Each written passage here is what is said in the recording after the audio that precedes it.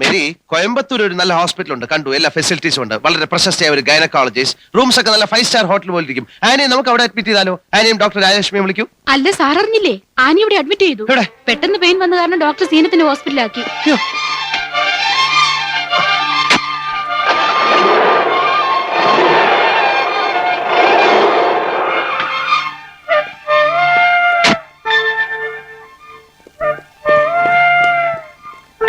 ഒരു നോർമൽ ഡെലിവറിക്ക് വേണ്ടിയാണ് ഞങ്ങൾ ട്രൈ ചെയ്യുന്നത്. അതിനു വേണ്ടിയാണ് വെയിറ്റ് ചെയ്യുന്നത്. അല്ലെങ്കിലേ ഒരു സിസേറിയനെ കുറിച്ച് ആലോചിക്കൂ. ഡോക്ടർ, ഡോക്ടർ, കുഞ്ഞിന് എന്തെങ്കിലും തകരാറുണ്ടോ? Please wait. ഡോക്ടർ എന്ത് പറഞ്ഞു? ചിലപ്പോ സിസേറിയൻ വേണ്ടി വരും. അതാ നല്ലത്, കുഞ്ഞിനൊരു പോറൽ പോലും ഏൽക്കില്ല.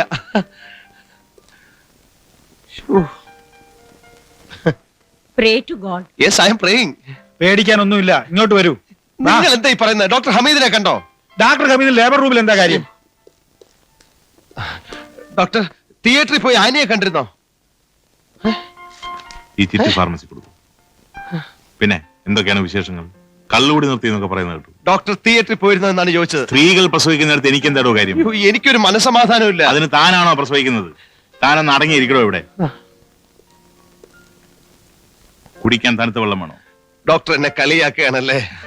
അച്ഛനാകാനും കുറച്ച് വേദനയൊക്കെ അനുഭവിക്കണം. പുരുഷന്മാർക്ക് പറഞ്ഞിട്ടുള്ളതാ ഈ മെന്റൽ പെയിൻ. പ്രസവിച്ചു ആൺകുട്ടി.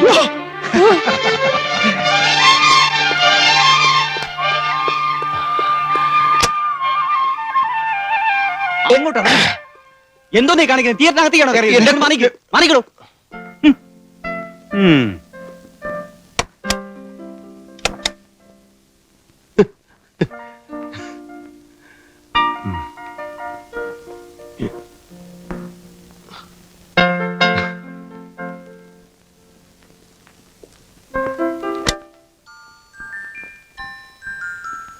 ആരാ അച്ഛൻ?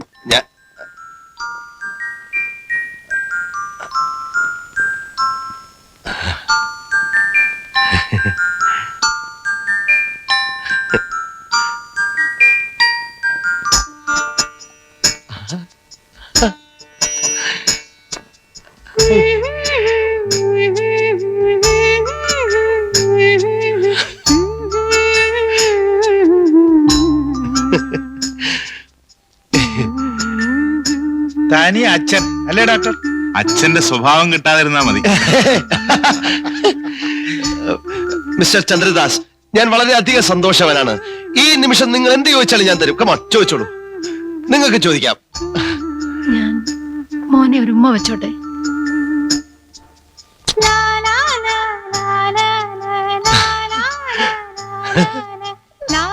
അങ്കിൾ, നമുക്ക് പോവാം. കുഞ്ഞിനെ കൊണ്ട് പോവേ? പിന്നല്ലാതെ, ഇന്നത്തോടുകൂടി ഇവരുടെ കരാറ് കഴിയില്ലേ. ഇനി ഇവനെ നമ്മൾ വളർത്തും. വാ. താനിത് ഭ്രാന്തായി പറയുന്നത്. ഈ കുഞ്ഞിനെ കൊണ്ടുപോയി താൻ എങ്ങനെ വളർത്തും? പിന്നെ വളർത്താതെ പറ്റൂ? അതിന് മുലപ്പാൽ ആരും കൊടുക്കും? താ കൊടുക്കും. ഞാൻ എങ്ങനെ കൊടുക്കും? ഞാൻ പശുവിന്റെ പാല് വാങ്ങിച്ചു കൊടുക്കും. നിപ്പിളിട്ടല്ലേ അങ്കിൾ? 3-4 മാസം കഴിഞ്ഞാലേ അതൊക്കെ പറ്റൂ. ഇപ്പൊ മുലപ്പാല് തന്നെ വേണം. മാത്രമല്ല, ഈ കുഞ്ഞിന് നാച്ചുറൽ ഇമ്മ്യൂണിറ്റി എവിടുന്ന് കിട്ടും? അമ്മയുടെ മുലപ്പാല് കുടിച്ച് തന്നെ വളരണം. അത് പ്രശ്നമാവുമല്ലോ. എന്ത് പ്രശ്നം? ആനയില്ലേ? അതിന് അവര് സമ്മതിക്കണ്ടേ? 10 മാസം തന്നെ കഴിച്ചു കിട്ടിയത് വളരെ കഷ്ടപ്പെട്ടിട്ടാണ്. നഴ്സ്, കുഞ്ഞിനെ വാങ്ങിക്കാത്തെന്ത്? ആ സ്ത്രീ കുഞ്ഞിനെ ചോദിക്കുന്നു. കൊടുക്കും. രാജീവ്, കുഞ്ഞിനെ ഇങ്ങ് തരൂ.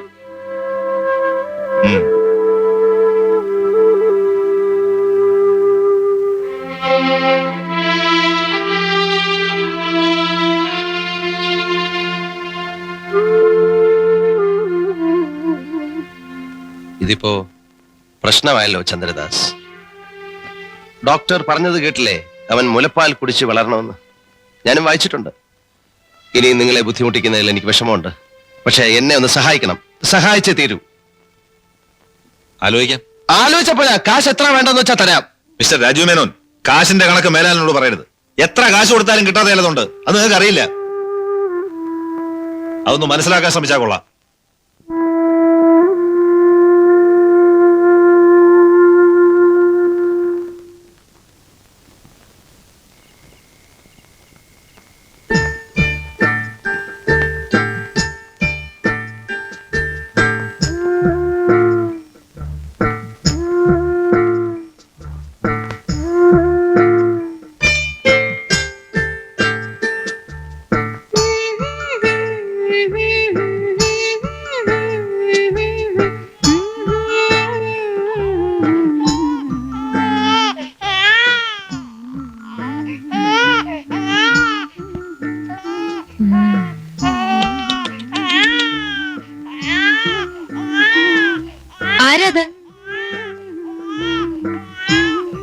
എന്താ മോളെ?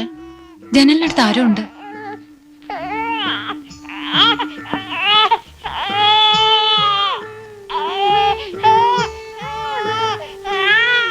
ഏയ്, ആരുമില്ല. നിനക്ക് തോന്നിയതാ.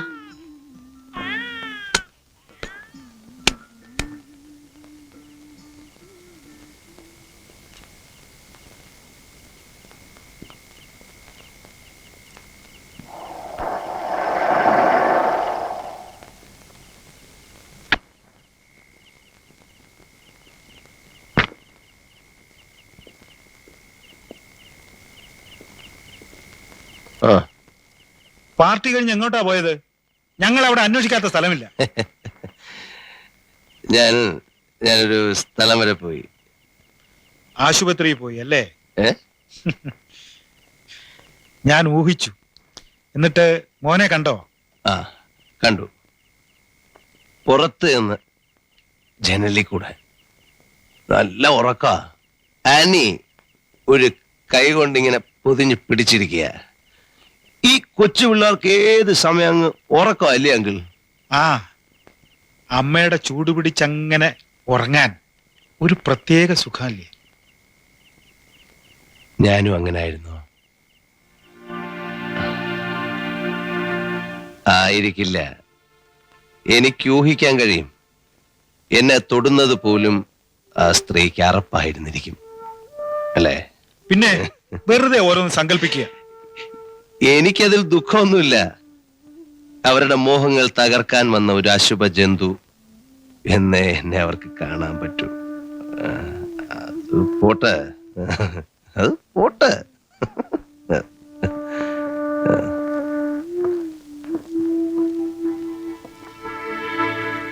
എന്റെ മോനെ കാണുമ്പോ എന്റെ കുട്ടിക്കാലം വെറുതെ ഓർത്തു പോകുന്നു.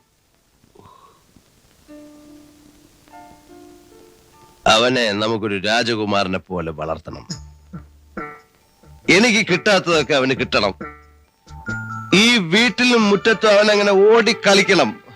എപ്പോഴും ഒരാൾ കൂടെ ഉണ്ടാവണം. അയ്യോ, അല്ലെങ്കിൽ വല്ലയിടത്തും വീണുപോയാൽ ഞാനും ഉണ്ടാവും എപ്പോഴും. അങ്കിളിനി സ്വൈര്യം കിട്ടുമെന്ന് കരുതണ്ട.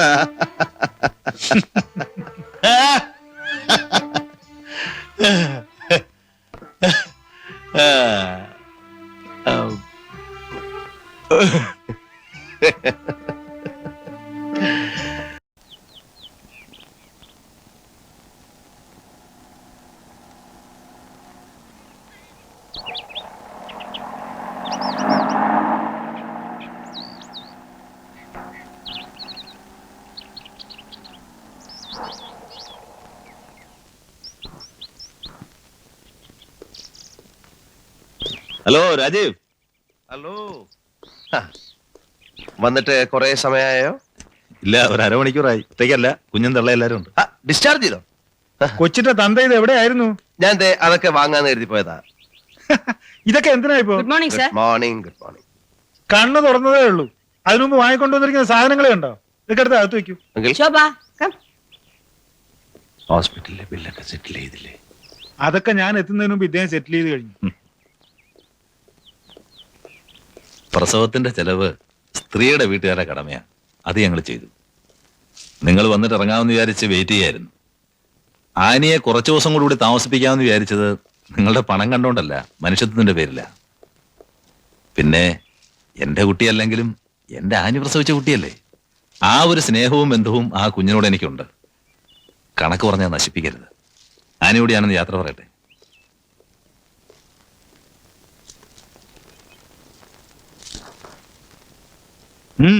എന്താ ഒരു ആലോചന? അങ്കിൾ, അയാൾ എന്നെ ഇൻസൾട്ട് ചെയ്തു. എന്റെ മകനോട് അയാൾക്ക് സ്നേഹവും ബന്ധവും ഉണ്ടത്രേ. എന്ത് ബന്ധം? എന്റെ മകൻ അയാളുടെ സ്നേഹവും വേണ്ട, ബന്ധവും വേണ്ട. അവൻ എന്റെ മാത്രമാണ്. ഞാൻ അവനൊരു അടി കൊടുക്കട്ടെ? ചുമ്മാ നിൽക്കേ, ഒന്നും വേണ്ട.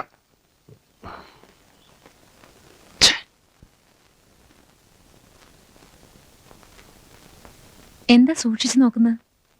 ഇവൻ ആരുടെ ഛായയാണെന്ന് നോക്കായിരുന്നു. എന്തായാലും ദാസിന്റെ ചായ കാണില്ല.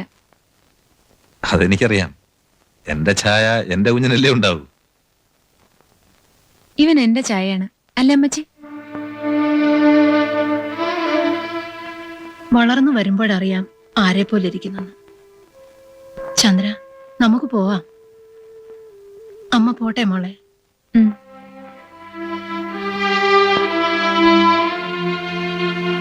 പോട്ടെ ആനി. ശരി.